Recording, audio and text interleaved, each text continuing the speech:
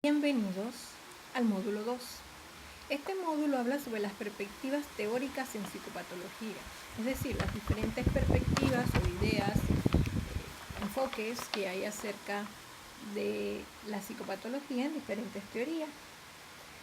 Ustedes tienen una serie de PowerPoints, una serie de enlaces que les pueden ayudar para entender mejor este concepto.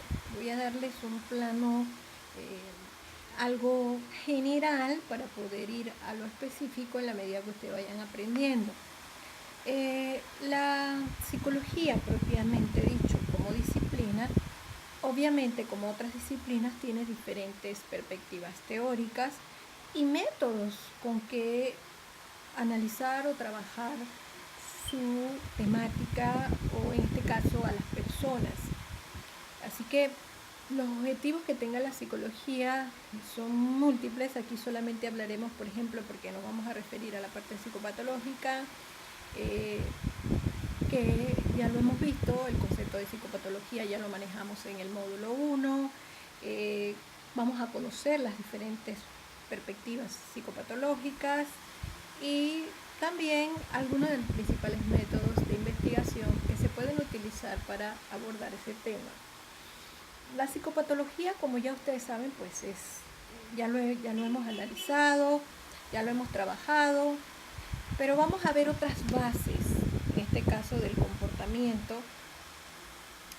Por ejemplo, otras principales perspectivas psicológicas en el estudio de las bases del comportamiento humano. Por ejemplo, podemos hablar de la parte biológica, los conceptos netamente de la psicología con base biológica, la psicología social, las bases sociales, no solo las biológicas, sino las sociales, el psicoanálisis que ustedes han oído de muchas formas, que todas se refieren al comportamiento humano, la psicología cognitiva, que está bastante vigente hoy en día, la humanística, que ya tiene un tiempo de existir y que todavía se sigue utilizando, y el conductismo, que prácticamente es una de las que ha tenido mayor influencia, que ha existido por mucho tiempo y que a pesar de que hayan salido otras, pues su gran influencia todavía continúa con los aspectos del castigo, con los aspectos de refuerzo, es decir, la perspectiva conductista se mantiene y por eso ahora también hay una unión entre lo cognitivo-conductual, que es, digamos, un poco más moderno, utilizando también los conceptos del conductismo, llevándolos al aspecto cognitivo para que la persona tenga mayores saberes o entenderse por qué hace lo que hace. Continuando con esto, podemos ver que dentro de la perspectiva biológica podemos encontrarnos con varios aspectos como el supuesto de partida de las perspectivas biológicas es que el individuo humano existe gracias a la capacidad de los antepasados que tuvimos en antropología, que es otra de las materias que el psicólogo inevitablemente debe estudiar y debe saber, que utilizaron estos primeros para adaptarse. Así que lo que tenemos es, según la perspectiva biológica, es el recuerdo, el antepasado, la línea a seguir que tuvieron nuestros primeros primates o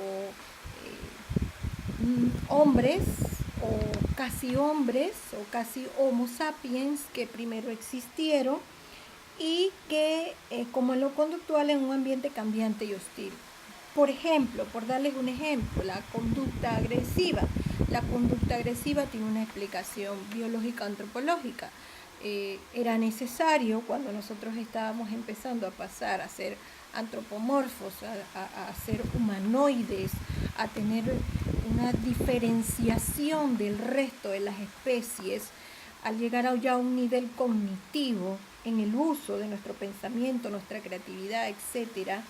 Cuando comenzamos a utilizar eso, nosotros nos dimos cuenta de que la agresividad era importante para defenderse, para conseguir comida, para prevalecer, incluso de otras especies o de otros antropomorfos o de otros humanoides también. Desde ese momento fue imprescindible. Para la evolución, para continuar, para prevalecer, fue necesario el uso de la agresión. Entonces la biología hoy en día echa mano de que nosotros tenemos eso muy arraigado en nuestra herencia biológica, y que por eso pues se pueden, entender conductas de tipo agresivas porque viene con nosotros. Obviamente estoy hablando solo de la perspectiva biológica, que quede claro, todavía no hemos entrado en otros conceptos. Los supuestos metateóricos de base, metateóricos que van a más allá de la teoría, que subyacen debajo de una perspectiva biológica como base del comportamiento, es que primero es lo racional versus lo irracional, luego lo consciente versus lo inconsciente, mente versus conducta, naturaleza versus ambiente, estabilidad versus cambio. Establecer cuál es el objeto específico de estudio para comprender y explicar el comportamiento y decidir qué métodos son los adecuados para realizar el estudio. Entonces, para nosotros es muy importante que tomemos en cuenta el supuesto de partida de la perspectiva biológica. El individuo humano existe gracias a la capacidad de los antepasados para adaptarse tanto en lo biológico como en lo conductual en un ambiente cambiante y hostil, como ya lo habíamos visto anteriormente. Para llegar a conocer el porqué del comportamiento humano hay que estudiar los factores biológicos. No podemos separarlos. Sin embargo, la perspectiva biológica le da una importancia fenomenal. Antecedentes a esta perspectiva tenemos varias. Tenemos estudios de los factores fisiológicos relacionados con la conducta en el siglo XIX, la teoría de la evolución 1850, la nueva visión del individuo de Charles Darwin en El origen de las especies, la misma selección natural, no solo de los rasgos físicos heredables, se conservan si aumenta la probabilidad de supervivencia de la especie, sino también las conductas. Es decir, que si la especie prevalece, muchas de sus conductas biológicas o rasgos permanecen también, porque eso fue lo que los ayudó a prevalecer. La psicología y la fisiología y la psicología comparada, ¿sí? Esos son aspectos que nos ha ayudado a entender. Luego viene la perspectiva psicodinámica, que todos conocemos profundidad. Los supuestos de partida de ella son el comportamiento está determinado por los conflictos internos, los motivos, los conscientes e inconscientes y las defensas psicológicas que desarrollamos para afrontarlos. La conducta es un reflejo de los conflictos psicológicos. Eso es básicamente lo que plantea el psicoanálisis. Los antecedentes están obviamente en Sigmund Freud, porque él cuestiona la idea predominante en su momento del ser humano como criatura racional y civilizada, introduce a la idea, el individuo irracional. Muchos factores que influyen en la conducta humana pasan por inadvertidos en el sujeto. Le da un énfasis muy grande, el psicoanálisis da un énfasis muy grande a lo inconsciente. Y pues esto se creó toda una teoría del psicoanálisis y las escuelas psicodinámicas. La psicología cognitiva. La psicología cognitiva parte del supuesto que el hombre procesa en su mente la información, la evalúa y reacciona en función de planes y previsiones. La conducta está controlada por el pensamiento y la planificación, ya no tanto por el concepto solo inconsciente, nada más, ni tampoco por una perspectiva netamente biológica de supervivencia.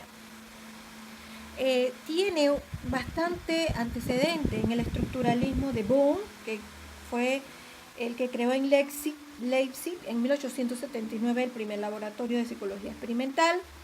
También tenemos la teoría del funcionalismo de W. James, la psicología de la Gestalt de Kohler, el desarrollo del pensamiento de Piaget, la lingüística de Noam Chomsky, la teoría de la comunicación, la teoría de la computación que existe hoy en día.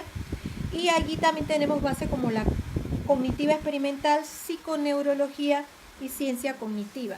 Pareciera que fuéramos como en un nivel de ir aumentando cada vez nuestra capacidad de pensar. Es decir, que partimos de una idea biológica, entramos en una idea inconsciente y luego pasamos a una idea cognitiva. La psicología conductista, en este caso, los supuestos de partida es que el influjo del ambiente externo modela y estimula la conducta.